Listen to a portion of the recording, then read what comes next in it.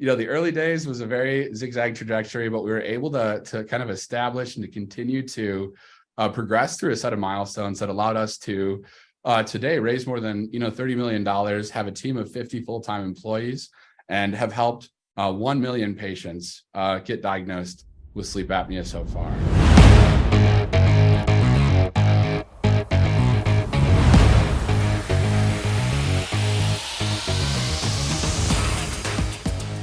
Good morning, good afternoon, or good evening, depending on where you're listening. Welcome back to AI and the Future of Work.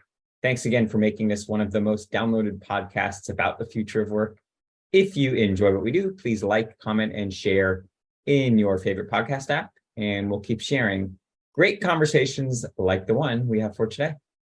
I'm your host, Dan Turchin, CEO of PeopleRain, the AI platform for IT and HR employee service.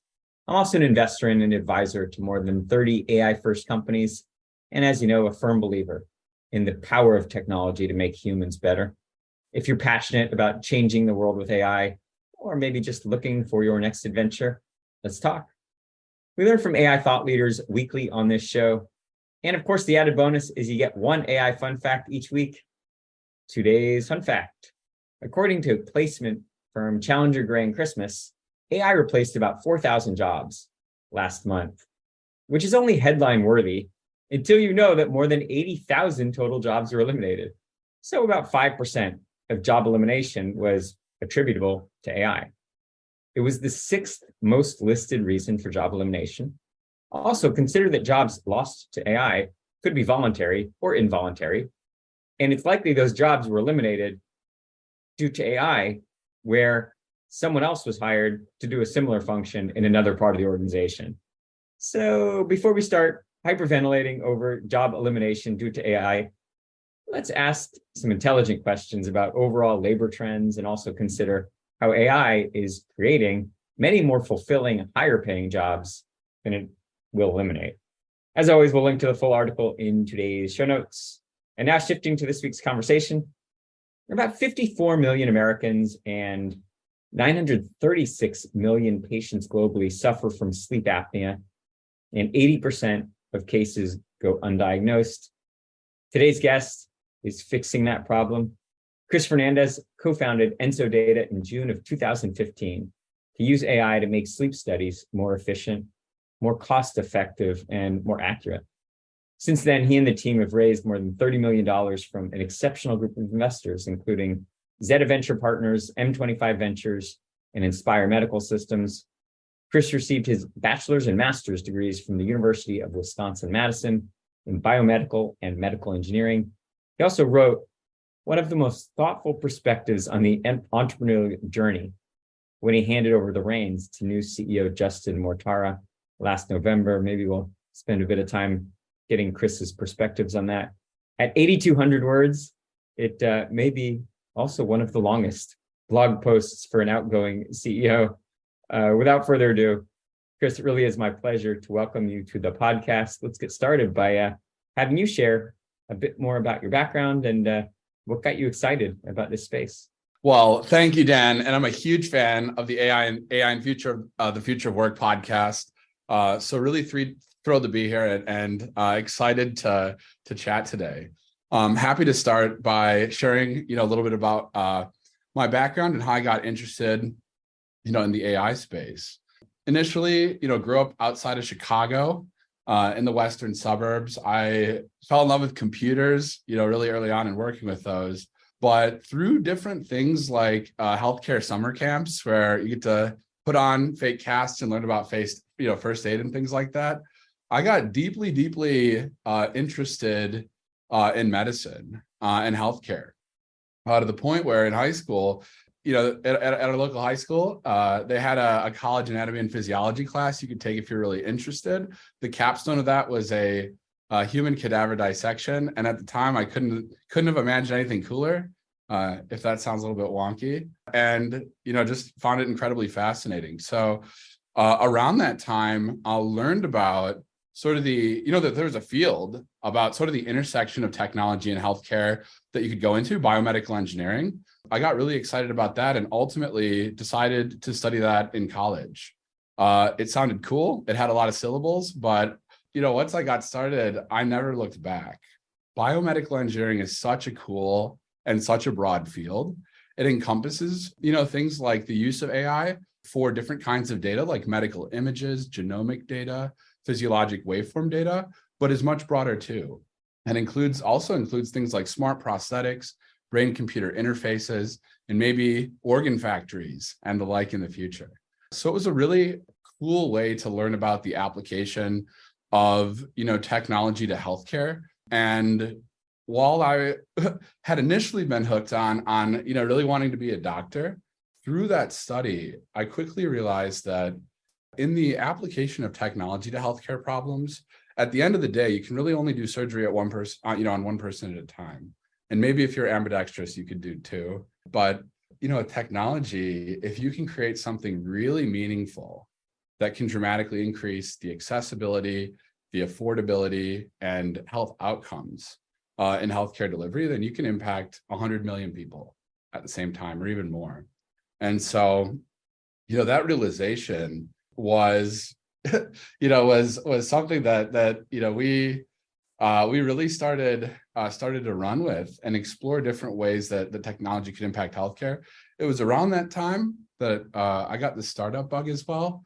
EnsoData's CTO, Nick Letard, and I initially started a t-shirt company that was very successful for 1 year and then ultimately got sued out of business.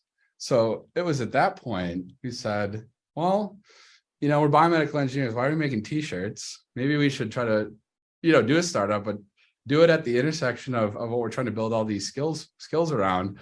And it was at that point that we really took the deep dive, into deep learning and its application, to solve important problems in healthcare. Stuck around for grad school. I think that for any biomedical engineers out there, I know that because it is so broad, by the time you graduate, a lot of us felt an inch deep and a mile wide. We knew a little bit about everything. And so we really wanted to develop some deep expertise in a particular area. That was around, 2014, 2015 area. And while we had started seeing incredible breakthroughs in the performance and the benchmarks of AI and machine learning for things like computer vision and object recognition, natural language processing, and analyzing sentiment in text, we felt like its application to physiologic data that comes from things like electrocardiograms, electroencephalograms with brain waves, the wearables and smartwatches many of us wear every day, this form of data that's collected hundreds or even thousands of times per second over the course of hours or even days at a time. Having deep learning and AI models that were really specially designed to be able to take full advantage of all the information in that data over all of its different timescales and over the complexity of human biology. And so we started working on that space. I think at the time, we were the definition of what you don't want to be as a startup, a solution looking for a problem.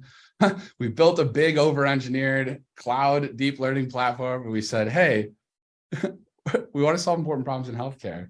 Do you, medical professional, have any problems that we can work on at the intersection, big data, applied artificial intelligence, machine learning, and, the field that you're in? And after kind of pitching that open-ended question to more than 100 different physicians and medical, from different medical specialties while we were in grad school, we ultimately stumbled into the world of sleep. And, sleep is very interesting, I think, for a lot of different reasons. For one, more than 8 billion people in the world, everybody sleeps. But within that, there's a condition called sleep apnea. There's other sleep disorders too, but the condition of sleep apnea affects almost 1 billion people worldwide. And it's, one of the most undiagnosed conditions out there. And so, in the big picture, if we're looking for opportunities or problems that we can solve using AI and machine learning technology to fundamentally increase, the level of access to healthcare services to new levels at higher, than they've ever been before, this seemed like a really, really wonderful area, to be able to do that. And so ultimately, we built a prototype it looks really good. And sort of the rest is history. I think that, our startup journey has had, a few major chapters. We ultimately, call it mastered out, left the grad program to move to Silicon Valley, participate in, the Y Combinator Fellowship, Startup Accelerator Program, and then, 3 others from there. Accelerator programs are like grad school for entrepreneurs.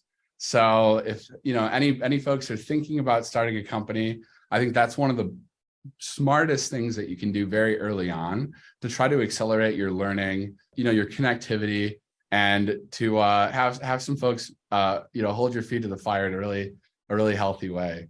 As you mentioned, Dan, we've raised some money too across our seed and Series A rounds, a little bit more than $30 million. As it relates to AI, there's a whole bunch of interesting stuff we could get into on chicken or egg problems. As an AI startup, you need data to build product, you need product to grow and to get users, and cracking that in the early days is a really unique challenge I think each AI company can take on and solve. And for us too, being in a regulated space, in wanting to help directly with diagnosis and therapy, we also had a capital FDA chicken or egg problem. So, the early days was a very zigzag trajectory, but we were able to kind of establish and to continue to progress through a set of milestones that allowed us to today raise more than $30 million, have a team of 50 full-time employees, and have helped 1 million patients get diagnosed with sleep apnea so far. Done a lot, but it still feels like just the beginning, and especially for AI in healthcare, not just in sleep. Really, it's early days. Well, I'm a neophyte in sleep science, but I'm curious to know, I thought you get diagnosed with sleep apnea, they give you one of those big machines, like a breather for you, sits at your bedside, and that gets you through the night. I can only imagine, all the ways to apply a lot of data science, even AI, to improving the problem, but educate me in the audience. What's the approach that's better than the legacy way of treating sleep apnea? There are, there's a lot of aspects of the current model that I think we can improve upon and we can do better with. At a high level, I think a lot of us as patients, our experience with the care process, and this isn't necessarily unique to sleep and sleep apnea, but it can be a slow, expensive process, to be able to get diagnostic testing and to get onto the calendar with a specialist. As you mentioned, the first line of therapy for sleep apnea, the most popular sleep condition, tends to be CPAP therapy. And that's a therapy that a lot of patients struggle with. It's not always easy to use. It's not necessarily easy to get used to. It can make a phenomenal difference in people's daily energy levels, how they can engage with their health and their social lives and all of that stuff. So it works really well, but it can take getting used to. Sleep apnea is also a condition that is kind of unique in that, some patients feel like they lack control. If patients have diabetes, a lot of folks can kind of measure their own blood glucose levels. They can administer, insulin for themselves if they need to. And sleep historically has been a lot more difficult to measure and a lot more complicated to optimize, at least as far as the tools available directly to us as patients to try to manage and improve our own sleep have historically been. And, even within the medical community, I hear a lot of physicians say, 4 years of medical school, 1 day of sleep. I think that it's something in general that, has been underappreciated over the last, 10 years or so. It feels like there has been a real shift in the general public's sort of awareness about how important sleep is, its role and influence on human health and disease. Matt Walker's book, Why We Sleep, I think got a lot of good press and helped to raise that notoriety. But I think it's increasingly appreciated that sleep is, the time where our bodies and brains repair, regenerate, and restore. It's related to a lot of important comorbid conditions like high blood pressure, diabetes, and the development of neurodegenerative disease and mental health issues. It helps to optimize our cognitive performance, our learning, our memory, our productivity, our emotional resilience. And so in many ways, sleep kind of sits at the center of human health ecology and has deep relationships with many, other parts of the body and of diseases. So while sleep, we have learned is very central to our health and wellness, the societal investment and attention paid to it has not been commensurate with that. So where does AI fit in, and how can we make this process better? Well, sleep studies collect a lot of data. So like most diagnoses, diagnostic testing involves collecting some data. In other fields, they use genomics or medical imaging. In sleep, they use physiologic waveform data. So that includes things like brain waves, electrocardiogram, respiratory airflow, blood oxygen levels, movement across the body, and more. That data is collected 1 to 200 times per second off of anywhere from 420 or more sensors spread across the body. So it's a ton of data, 7 to 8 hours per patient. And that's where kind of our AI fits in. We use AI and machine learning tools to be able to analyze that data, recognize patterns, and identify tons of different information that clinicians need to know about in order to establish a diagnosis. So we work on in-clinic studies and home studies on ultimately create these tools to enable healthcare providers to extend their reach within the communities they serve and to be able to enable them to offer access to more patients, for testing and treatment services. It's different now. When we started the company, there was a statistic out there that more than 90% of sleep clinics manually, so by hand, analyze the 7 to 8 hours of data, would manually tag more than a dozen different kinds of patterns that have to be marked in the studies. And, in total would basically have to tag hundreds or even thousands of individual events and episodes within a night of sleep in order to calculate the big stats and arrive at the diagnosis. So we've helped to make that process a lot faster and a lot more efficient at an AI level. And in addition to doing that, have tried to create interoperable and cloud-based workflow tools that just help to streamline the whole process from viewing data from any devices, summarizing reports, collaborating with colleagues, and connecting those systems back into other tools clinicians use, like the electronic health record. And so, right now it's really been about trying to enable greater reach, for providers, and to try to allow that to open up the availability of services to more people. Is your customer the sleep clinic, or is it the patient? Our customer are sleep clinics, hospitals, and the institutions that provide this healthcare. So presumably the patients already have some kind of wearable. They've probably tried a CPAP machine. So they've done a bunch of whatever, home remedy kinds of stuff. What else might the sleep clinic using EnsoData be able to diagnose that goes beyond what a patient could do on their own? Patients, often end up at the sleep lab because they're very sleepy. There's a lot of reasons, why we can get poor sleep. And those issues can be, solved by clinical therapies, or in a lot of cases, non-clinical therapies as well.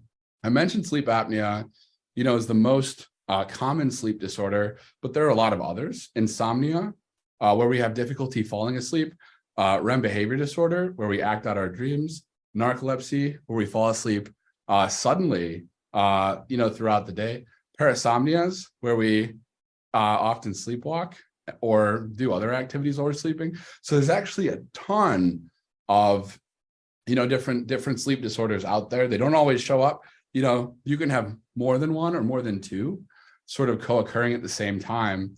And so sleep labs, help to really understand what sort of the root cause or underlying root causes are for that poor sleep, and try to design and personalize kind of a tailored solution to help that patient, sleep, breathe, and feel as well as they possibly can every day.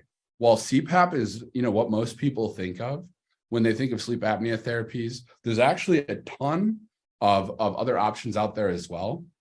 Those include things like oral appliances that are basically like a mouth guard that helps you to resolve your sleep apnea, neuromodulation devices, so implantable devices that allow you to, not need to be attached to a CPAP hose, surgical solutions, pharmacological therapies, and other options. And that's just for sleep apnea.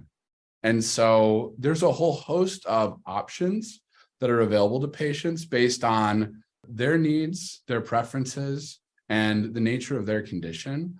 And, we help the clinicians to be able to collaborate with those patients to maximize the number of options that can be made available and to really help to tailor and personalize that patient's care plan, to be able to achieve the best experience and the best health outcomes results as well. That's clinical sleep problems, though. I think we're heading into an exciting new era of consumer sleep technology, maybe the connected bedroom, airables, nearables, the rest, oh my, but you can imagine we're only a couple years away from having your mattress automatically regulate its temperature, your lighting systems, different soundscapes that can help to promote, and sort of really optimizing a sleep environment in a very dynamic way that adapts, to your body based off of things like your wearable data and provides extra support and tools, both to help you sleep well each night and also to help you see if there's any patterns or trends in, ways that you could be sleeping better. In AI, there's always two inherent risks when relying on algorithms to make decisions. One is a false positive. It predicts something that turns out to be wrong, and two, a false negative. It misses something that turns out it would have been right. How do you think about the trade-offs when you're developing the software behind the product, the trade-offs between mitigating false positives and false negatives? So that's a very good question. And I think that, there are a lot of dimensions to it. I think, the specific balance between sensitivity related to false positives and specificity related to false negatives can vary by the particular application, but ultimately we seek to provide the highest level of performance and the greatest level of generalizability possible. And so particularly with AI in clinical use cases, validation and testing of the models is really important. One way that we facilitate this is by conducting clinical validation studies, on our AI and continuing to facilitate those as updates are made to it. So during those studies, we collect a prospective, data set the algorithm has never seen before. We have those looked at by a panel of multiple physician experts, and then ultimately compare, to the panel results. I think critically to this are the cross sections that we look at. Bias is an important topic in AI, to be aware of, and bias can manifest statistically, both in terms of disease sensitivity and specificity, but also across other dimensions as well. And so not only do we want to make sure we have the desired performance characteristics for detecting the underlying disease, but we want to make sure there's no biases or variations in that performance that are related to a particular group of people, say related to age or sex or ethno-racial demographic groups, or what type of device, that data was collected from. And so in looking at these AI systems, we try to look at our performance, including our false positives and false negatives, like you mentioned, not only across the whole sample, but in a lot of these different individual cross sections, such that we can see generalizability, that there's no bias or no differences in the algorithm's performance based on any of those, individual variables. And so I think that's, one way we look at sort of the several of the dimensions, of bias, and think about kind of that training process and the trade-offs. It's a great answer that I think transcends just about any field that's using AI. It seems like it's a really thoughtful approach. This question I'm interested to get your feedback on. As technologists, we tend to believe that a little bit of software can solve any problem. And when it comes to sleep, it seems like it's such a deeply psychological, and these symptoms are related to our anxieties and environments and so many factors that I'm going to go out on a limb and say are hard to fix, even if you detect them with technology. Is there ever a time when sleep science makes some of these sleep diseases or sleep issues go away entirely? Or I mean, we're always going to have to overcome the real, very real impediments of life that probably are really what causes these sleep issues. I mean, I think that's very insightful comment, because I think sleep science, especially if you look at it in comparison to other medical specialties, is one of the youngest sort of fields. I think it was started over the last 50 years. An individual, Dr. William Dement, from Stanford University, is largely credited for figuring out sort of the modality, like the data that we currently use to quantify sleep, and sort of giving us an early glimpse into how we might categorize that. Over the last 50 years, we haven't changed a whole lot in terms of how we analyze and categorize and classify sleep. And just to give an example of that, the standardized analysis involves looking at sleep in 30-second chunks and deciding if it's between, one of 5 different predefined depths of sleep. But we think critically about this. We as humans know we don't sleep in 30-second chunks, neatly. And we might have more than 5 different brain states that we can exist in, maybe more than one, at the same time. And so, while a better model is not definitive, not yet defined, that everybody agrees upon, I think that everybody agrees that we know that we've oversimplified the lens through which we're looking at this. And so what I think AI and machine learning can do is it's giving us the opportunity to try to peel back 1 or 2 or 3 more layers of that onion, try to go all the way down to the core, and to try to establish, a more nuanced understanding of what it means to sleep. And through that, better understand how we can improve sleep and the diseases associated with it. There's kind of a hot AI science-related area in sleep and in other fields right now called phenotyping and endotyping.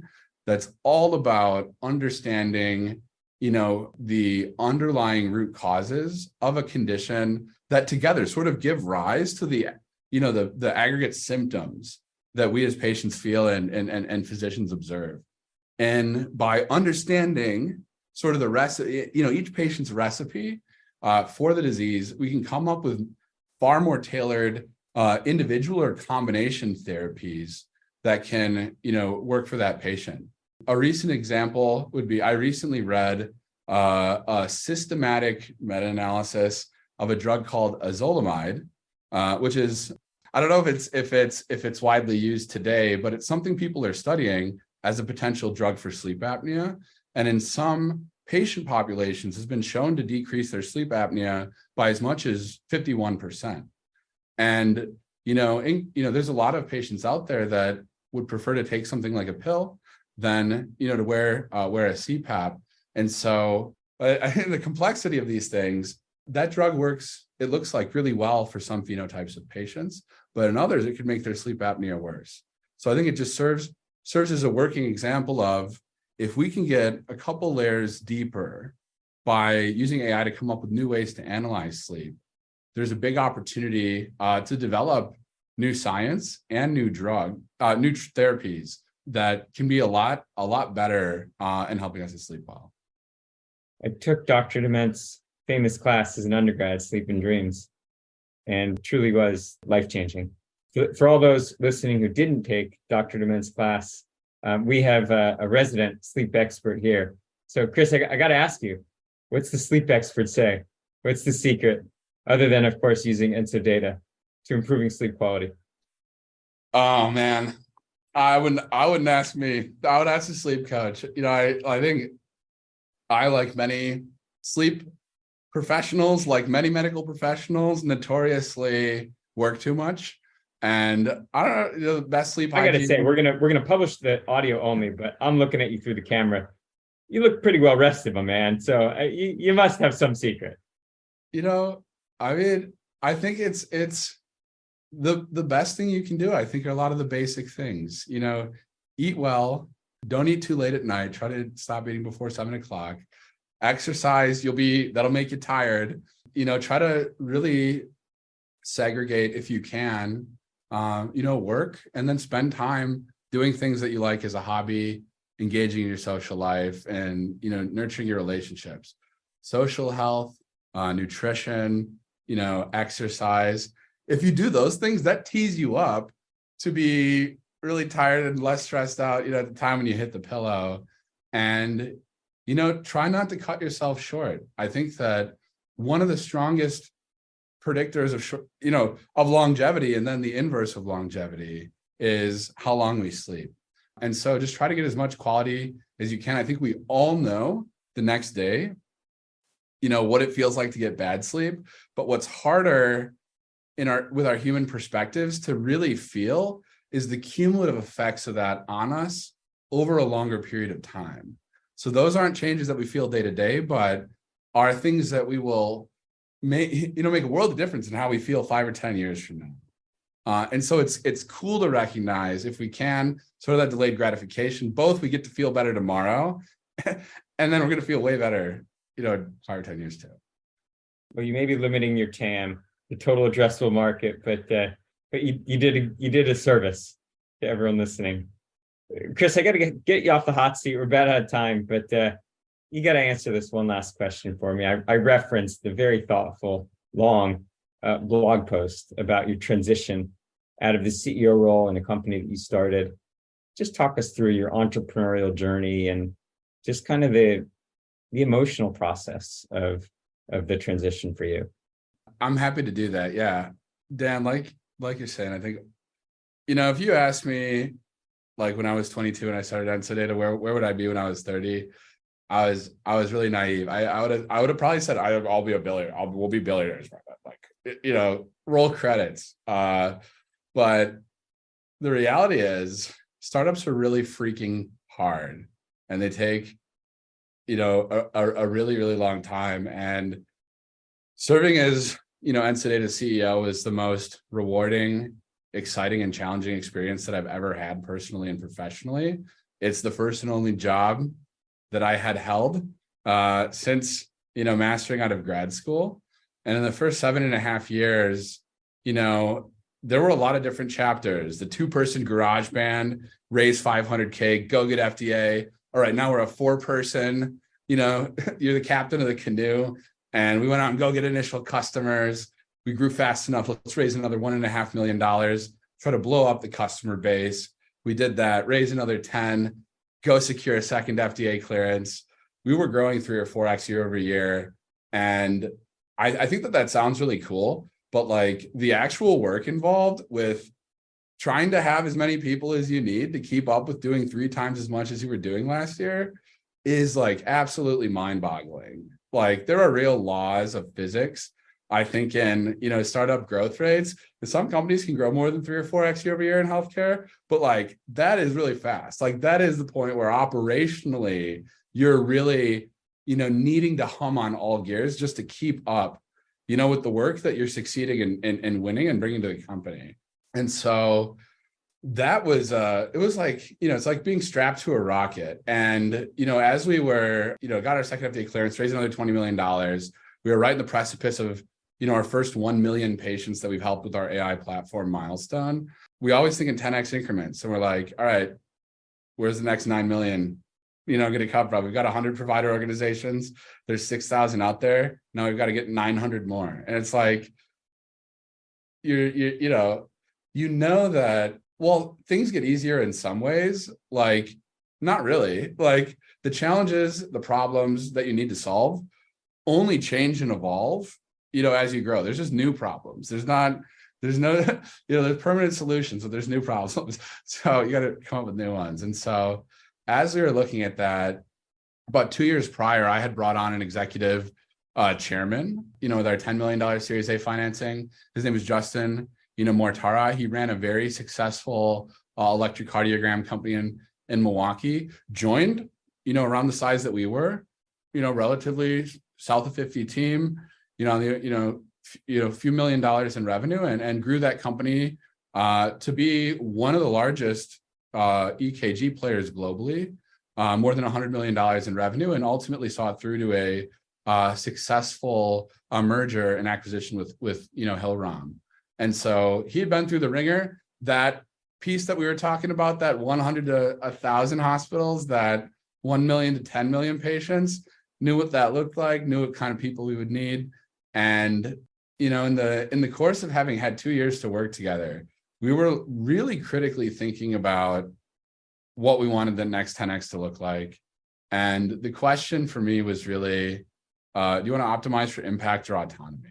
That was always the question, from the beginning. That's why we took the irrational risks of starting a company on the off chance that, in the next 10 to 30 years, we believed that every diagnostic and treatment decision globally that clinicians made would be supported by AI.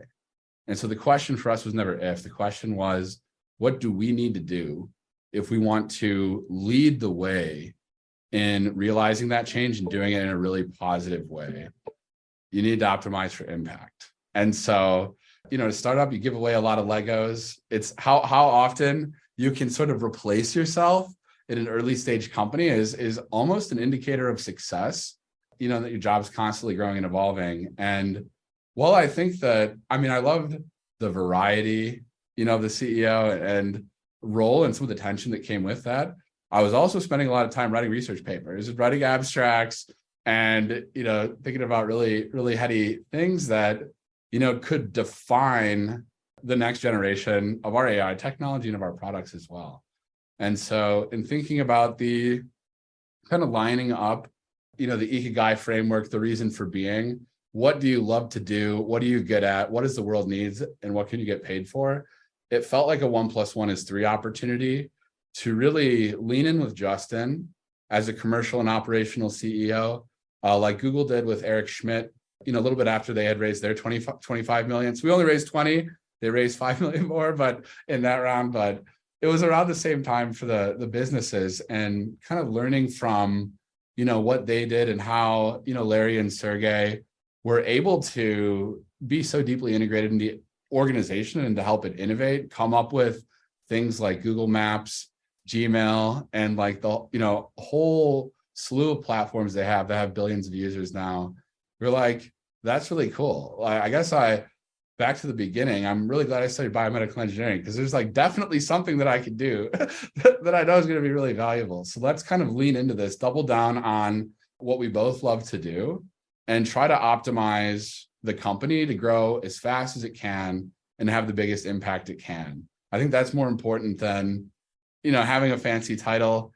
Is the dent you've actually left in the world at the end of the day, and rest speaks for itself. So that was kind of why we did it. It's something that I think a lot of entrepreneurs maybe don't think about enough. I think it can be a really uncomfortable thought to engage with, but it's really important to think about it and to challenge yourself, even if you never, if you decide to sort of run your company, all the way through.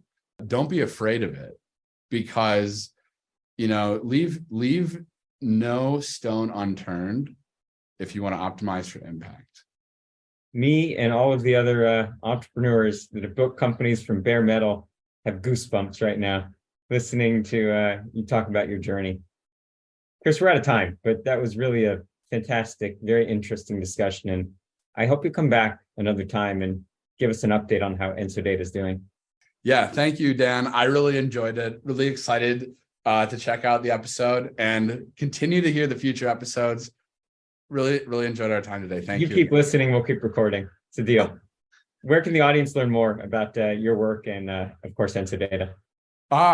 Yes, you can find me on LinkedIn, is probably the platform I use the most. Chris Fernandez at EnsoData.